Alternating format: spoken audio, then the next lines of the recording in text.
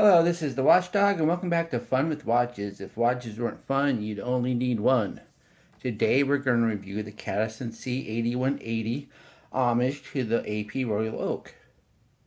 Let's start with the wrist check. I just finished my morning workout, so I'm still wearing my Casio G-Shock GD350. I like to wear this watch during workouts. And Greg was wearing my Pagani Design PD 1711, homage to a Omega Planet Ocean. Grogu said Han Solo needed help working on the Millennium Falcon. 3PO said he knew a Jawa technician named Jawa, or there was a Gungan technician he could call. Han said, "Bring the Jawa." 3PO said, "Jawa Jawa." Han Solo said, "R2D22. Jawa Jawa, R2D2. Here's the watch. Comes in this box. This is the first Cadison box that came with a magnet clasp. You know me and magnet clasps. Just not a good idea with an automatic watch. Unless you got a really high-end anti-magnetic one.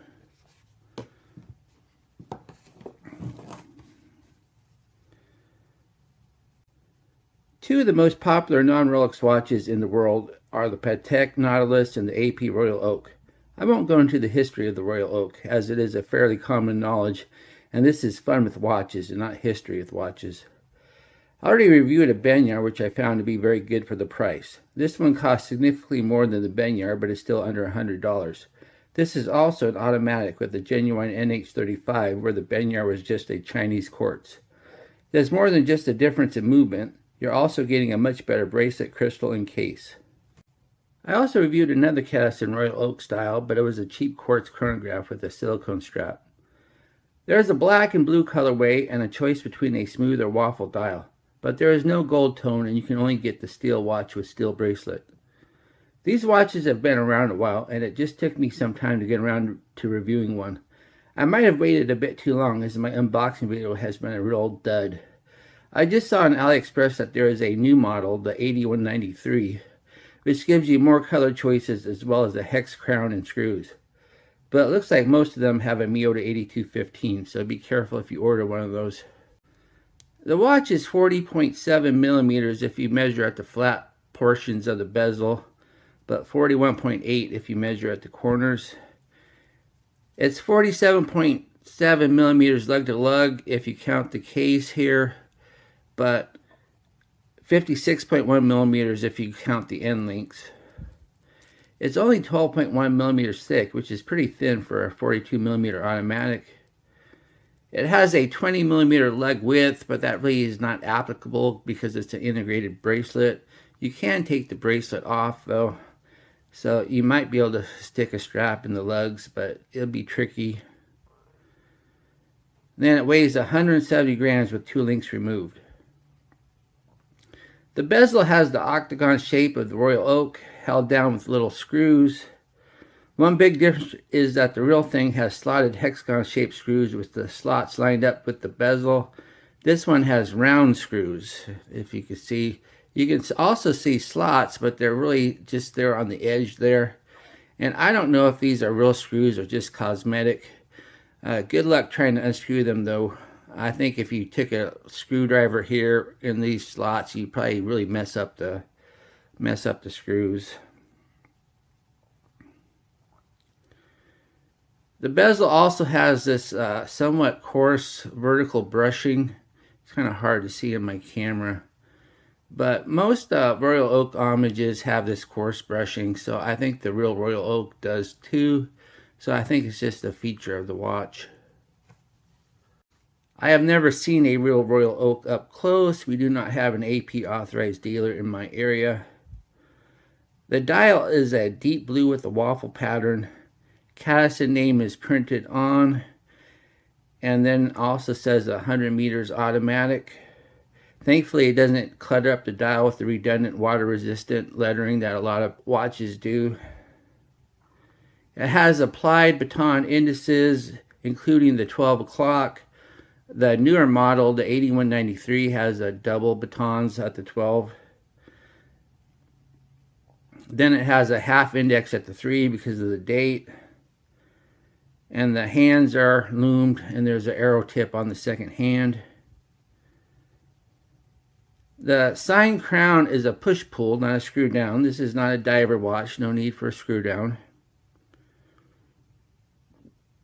And this is a round crown with a point edge. A real Royal Oak has a hexagon-shaped crown, plus the newer model, the 8193, has a hexagon crown. The case is brushed everywhere except for these polished bevels on the corners. And the sides have this this vertical brushing that's coarse like the bezel. And the crystal is sapphire. It doesn't say if it has AR coating or not, but you can see through it just fine. If you want to save $10, you can get the older model, the C8179, that has glass, if sapphire is not important to you. The screw-down case back is a display case back. It shows off the NH35 movement. The NH35 that it comes with has the stock rotor. Cadisen doesn't give it its own sign rotor like a lot of watch companies do. It's kind of too bad. I mean, if you're going to give it a display case, you should always pretty up the rotor. The NH35 is the movement of choice for watches in this price range. It's a 3 Hz movement that hand winds and hacks with a bidirectional rotor. Movement is not going to be regulated at this price, but most NH35s are very accurate right off the shelf. There's an NH35 shortage going on, and some watchmakers have been switching to the Miyota 8215. I had a really bad experience with the 8215, which makes me relieved that is an NH35. The bracelet is integrated, but you can remove it because it does have traditional spring bars, and this is a 20mm lug width. You might be able to get a strap on this if you use curved spring bars, but good luck if you're using flat. The bracelet is also the biggest difference in appearance to the real Royal Oak. Instead of the 5-link design of the AP and most of its homages, this is a single link meant to look like a 3 with absolutely no curvature to the links. The links are flat and rectangular. It's a very unique look and very visually appealing. It has push pin adjusters and it makes sizing easily. It's an integrated butterfly clasp. It does say Cadisen on one side of the clasp. There is no micro adjust at all on the clasp, being a butterfly, and there are no half links. So getting a good fit is going to be luck of the draw, which is unfortunate because this is a heavy watch. So a good fit is very important.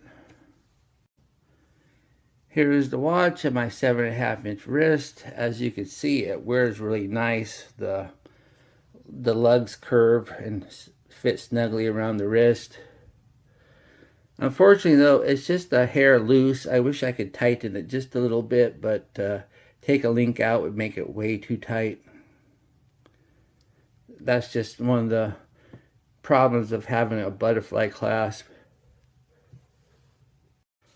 I'm doing this lume test after dark, so no need to go into the lume room. I'll just film it on Grogo here. As we speed up the time, the index lume isn't bad, but unfortunately it is the hands that matter, and the hands fall way behind the indices. What do I like about this watch? Well, they really nailed the look of the Royal Oak. I like the fact that it has an NH35 movement, and I like this unique boxy bracelet. It's really nice. It's really different. Nobody else really has this style. I just really like the bracelet.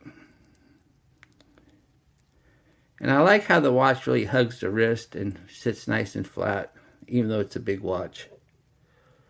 What are my gripes and groans? Lousy hand lume.